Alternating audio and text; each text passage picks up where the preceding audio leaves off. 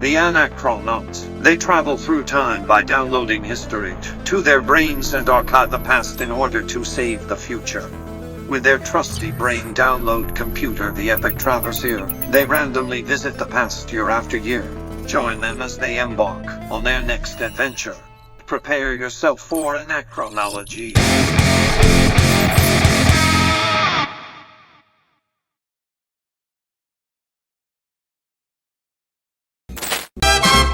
Through the ages we're lighting a tree, unwrapping the joy of what Christmas can be. From the first snowfall to the lights so bright, we're making the season feel just right. It's a holiday special, the joys in the air.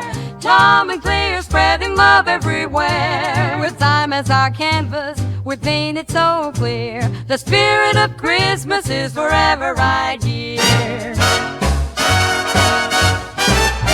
Our favorite topic of conversation, and why not it be a holiday one? As Tom has mentioned, one of our favorites here on the show, movies. Tom and I bonded our movies in our first night we met, and I'm sure that people watching the show and around Christmas time, you either watch movies with your loved ones, with your family, with your children, and there's obviously the It's a Wonderful Life, there's the Christmas Story, there is National Lampoon's Vacation. Like the Charlie Brown Christmas special, like some Mount Rushmores, the Hallmarks, the standards. And I'm sure that some of these movies I'm going to bring up as Christmas movies, like, oh, I know it's a Christmas movie, but maybe not all of them. I just want to round off the holiday episode here with maybe if you got some downtime and you want to watch a Christmas movie you haven't seen in a while, here's some that you can maybe choose from. Starting with Home Alone 1 and 2, like no brainer, easy peasy. Whether you're our age, whether you're a teenager, whether you're a kid, Home Alone 1 and 2, both around Christmas. And Tom, we and I talk about the inability or ability of sequels or stories continuing, and what more are you doing? What are you like? How are you improving upon it?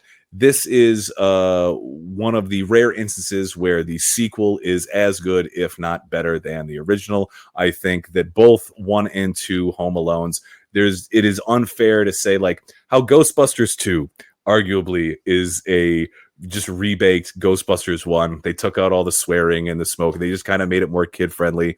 If anything, they upped the violence with Home Alone. They've upped the humor. Instead of having a guy who lives in a house, you have a woman who's covered in pigeon shit. So it's like they up the ante into Whose face is actually Piers Morgan. Just saying, a great sequel. So Home Alone. So I'm sure these are probably like, oh yeah, I know these are Christmas movies, but we're starting off easy. Dude, Scrooged. Arguably probably one that a lot of people, possibly younger generations, haven't necessarily found on their own or been exposed to. But it is just such a pitch perfect, not only just a Bill Murray movie, but like that kind of movie in that perfect time period, in that like late 80s? That's true. 89, 91, somewhere there. I'll tell you right. Let me see. And it's just like the way the story is told. 88. It's perfect. Like Scrooge is one of those things that like you can still laugh. You're still waiting for those big parts to come up. You got Carol Kane in it. Bobcat. Buster Poindexter. Bobcat Goldthwait is in it. Oh, he's the guy who wants to say, oh yeah, he goes nuts. The Looney Tune. Yeah. Powder milk or something. He goes nuts in the boardroom. Yeah, it's really funny. Karen Allen's in it too. I forget she's like, oh yeah, she's a love interest. That's right, she's a love interest. And a peek behind the curtain there's a line that pictured here is Bill Murray and Buster Poindexter, the Ghost of Christmas Past, I think, or Future. I can't remember what he is, but for a long time, my friend here, co-host Tom and I, we couldn't remember where the line "but bump bump" came from. And there's this, and it is literally in this. It is from this scene, and I think you and I might have been like watching it, and we're like, oh, that's where it's from. But in either case, something that my friend and I remember seeing before we'd ever become friends, and it was like, what is that from? What is that from? And lo and behold, Scrooged. Give it a watch. Gremlins 1. Solid. Gremlins 1. If you're a horror fan too, it's just the best of both worlds put together. It's definitely a horror Christmas movie, but you get the adorable Gizmo, you get the hijinks of the Gremlins. honestly, I am blown away to this day that nobody's wanted to like have a go at like of all the terrible things they brought back at IP. Like, somebody nail down a good Gremlins movie for me, man. Bring back some like real fucking like prosthetic movement puppet gremlin movies. I don't want to tell tales out of school, but I think Joe Dante might have something to do. Like, I think he's like, I don't know, but I feel like the reason why there hasn't been one is because Joe Dante is like, what? No, we're not doing it. It's kind of like Period. Dies with me. Yeah, Zemeckis with Back to the Future. He's like, no. He's like, as long as I'm alive, no, we're not doing it. But right. Gremlins 1. Batman Returns. Again, a sequel that stands up to the original. Kicks ass, dude. It's so dark and it's so...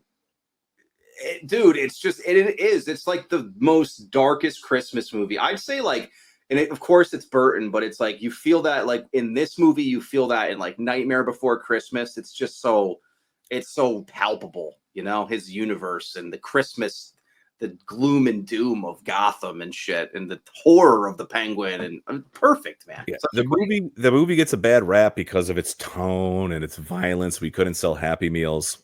He bit a guy's fucking nose off. Yeah, what country are you in where you can't watch a little Batman Returns without saying "Think of the children"? Come on, it's not Batman, the Batman '89, but still, it isn't. They're making it out to be like a Serbian film or something. It's excellent for a Christmas movie, especially for a sequel, and especially in the Batman universe. Lost in Paradise. So this is one. Cool throwback. Dana Carvey, which I don't know if anybody who's not our age is going to know who that is. John Lovitz also, and then Nick Cage. What a freaking... I forgot Nick Cage was even in this movie. Long story short, it's a heist movie where some bank robbers end up in Paradise. I can't remember, it's like Paradise, New York, or Paradise something's the name of the town. And they put on an act where they're not bank robbers, and everyone is so nice. And, there's a lesson to be learned. But you got Dana Carvey and John Lovitz, obviously SNL alums, stand-up comics, and Nicolas Cage, who plays like the straight man, but he's got chops. He's got comedic chops. Yeah, this is a good one. This is a kind of a B-side. Yeah. Christmas classic, I think. I love that. And then another kind of The Ref. Here's another one. Hey, do you remember the 90s when they wanted to make Dennis Leary famous? Do you remember that? When he had a stand-up special when the After his hit Asshole just like exploded him to new heights. This is before Kevin Spacey was I guess egregiously known to be having busy hands against other cast members. It's another kind of like it's another like you said, B-side. It's he's crass and he's so Dennis Leary, and that's all they wanted him to be in this, and he just brings it home. Yeah, family he home invades family who's already like at odds, learn a lesson from them being under the duress of this ordeal. The bad guy isn't all bad, the bad family isn't all bad, whatever. It's another one, not often seen, but worth it. A hidden gem of the 90s, Bad Santa 1. Don't bother Bad Santa 2. Bad Santa 2 is Bad Santa 1. Come for Bad Santa 1. If you feel the need to go watch the second one for just a more further exploration of the same kinds of jokes and everything else they laid up in the first one, but yeah, the first one's perfect. And what's her name? Who plays the mom? It's like she doesn't even get a fair shake. Misery. What's her name? Kathy Bates. Hey, thank you, Kathy Bates. Kathy Bates plays the mom in 2. She doesn't. It's like they're like, oh, we'll get Kathy Bates. She doesn't even have anything to do. It's just don't bother with 2. But Bad Santa 1. Awesome. I know Bad Santa 1's a good movie because I remember I'd seen it. Let's say the movie comes out years later. My dad is like, hey, have you ever seen that movie where the guy's like a Santa in a mall, but he's like a thief? And I was like, bad. He's like, that's what, dude, Dad, the fact that you think that's a good movie tells me all I need to know on how well that movie did as being a movie. Bad Santa. Dude, I remember seeing that movie. I think I was one of like a handful of people in a movie theater. I was living in Texas when it came out. Laughing my ass off as one of like, handful of people in the theater. Great. Excellent Christmas movie. Kiss Kiss Bang Bang. Kiss Kiss Bang Bang before Robert Downey Jr. becomes Iron Man, and one of the last arguably starring roles of Val Kilmer. We have Monahan looking as good as she does today. Looking like just didn't even a crack in her, dude. Beginning to look a lot like Christmas, but very, dude.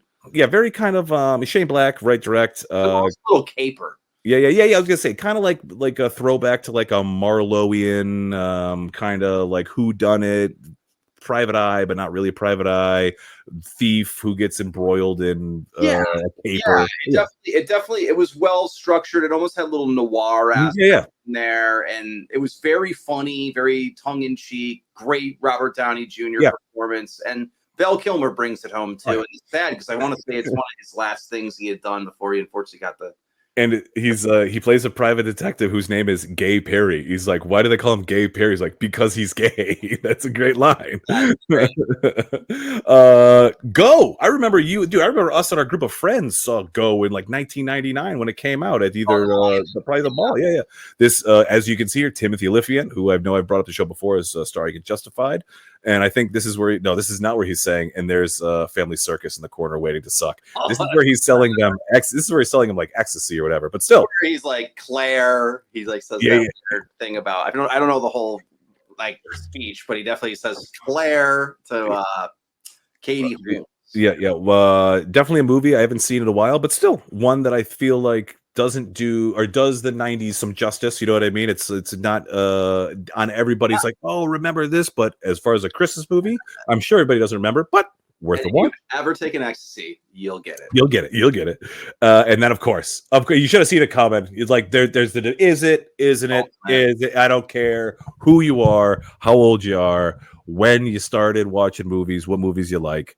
Die Hard is a Christmas movie, arguably the greatest Christmas movie ever, arguably. I love it. Yeah, it's great. And I'd even say too, obviously Die Hard 2 is also a Christmas movie. True. A man gets stabbed in the eye with an icicle. That's very holiday and Christmas. Naked Tai Chi in a hotel room. Lots of snow and like snowmobile fights and shit. So that tracks for sure. But I do think that the fucking Christmas fucking hoedown at Nakatomi Plaza lives in infamy. I mean, I try to watch Die Hard at least once a year. I'll try to get it on. I'll try to check it out. I was thinking about this. R.I.P. Alan Rickman. Alan Rickman is Hans Gruber.